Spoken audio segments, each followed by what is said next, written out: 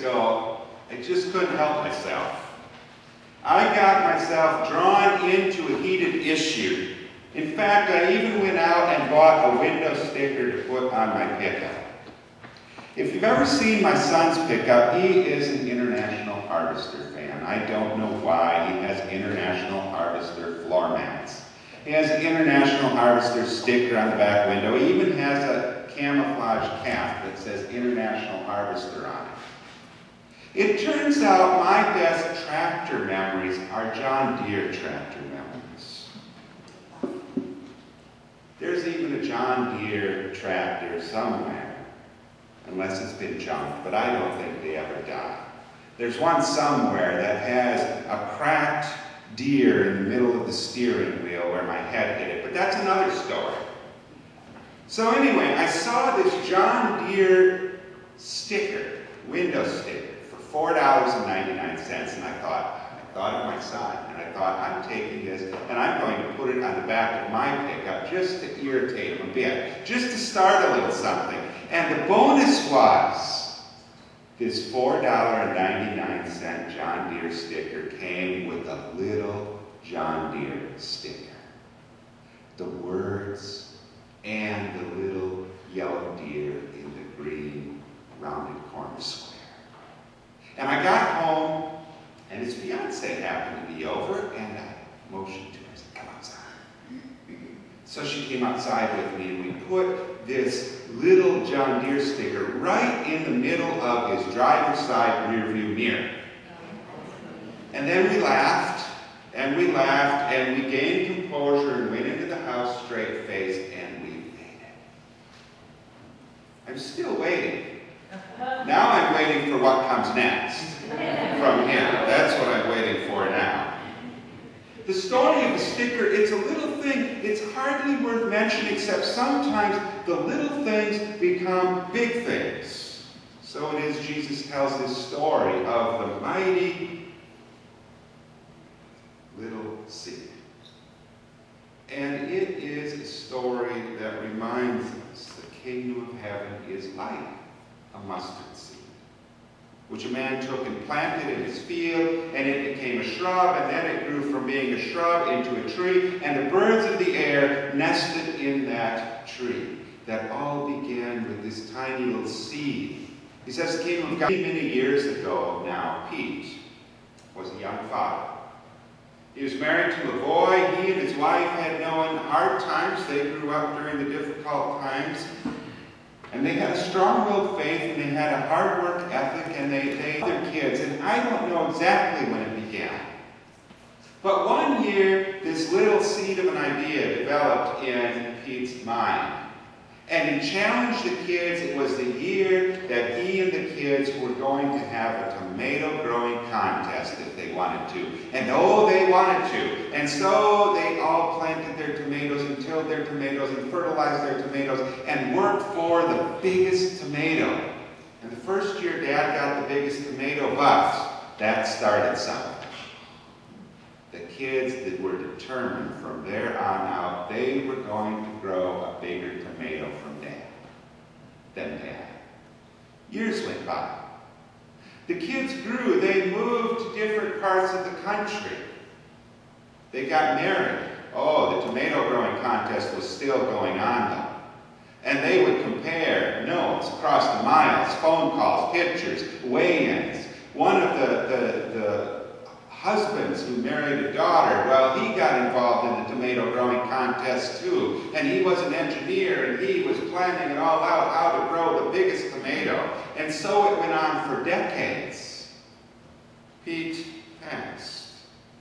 But even after his passing, the tomato growing contest continued on. Says Jesus, the kingdom of heaven is like a tiny mustard seed that grows into a bush, that grows into a tree, that shelters the birds of the air. They knew their tomatoes. They knew their beef-eater tomatoes. They knew about little cherry tomatoes, and that's fine if you just want to eat a tomato. Oh, but they knew of the F1 beef-eater. The big tomatoes that you till the soil for, and they weren't about eating. Well, they could be, but they were about getting the biggest tomato in the family. just a few weeks, Grace United Methodist Church is going to have Vacation Bible School soccer camp. And then we'll take the kids to an overnight evening at Northern Pines Camp.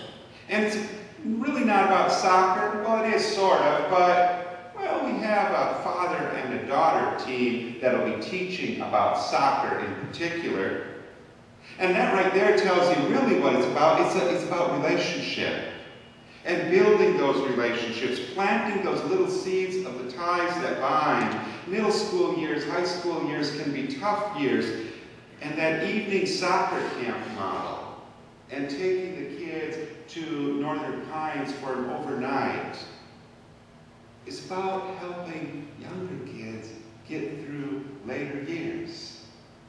Because there's nothing better for a middle school youth than to know whatever goes up or down or wrong that week during school really doesn't matter so much, because there is a place where he or she belongs.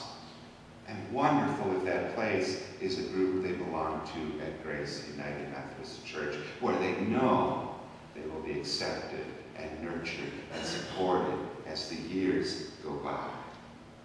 Truth is, it's not that much different for adults.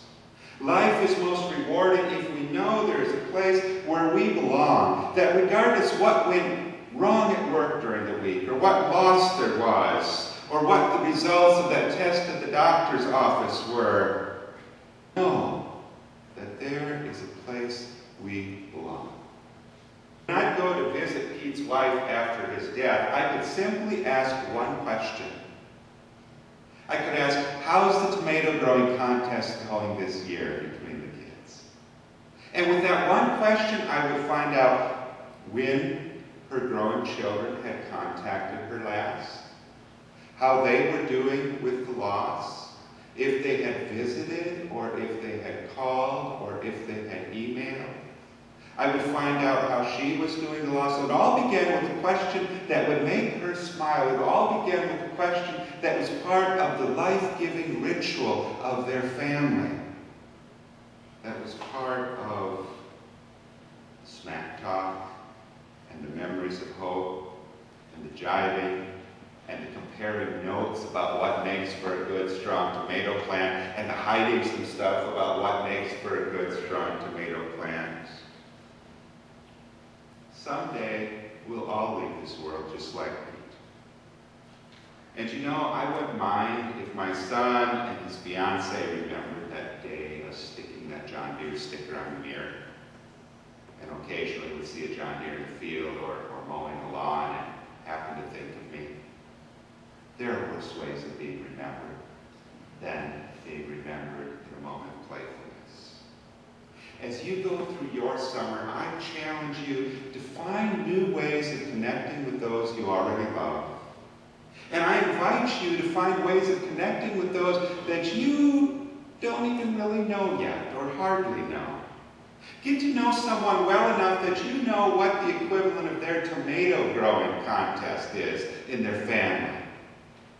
Then keep asking them about it.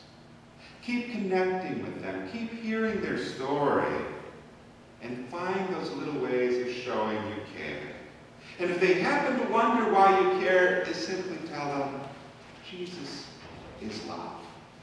And Jesus wants everyone to know their love, whether it's a good week or a bad week. If nothing else, go out and find that card or that little trinket of a gift. Or that little something that you know will just kind of pest somebody else. But that will let them know during the week you were thinking of them. And who knows what that will grow into. Probably something beautiful and life-giving and nurturing. Any way of saying, I was thinking of you this week because you're important to me.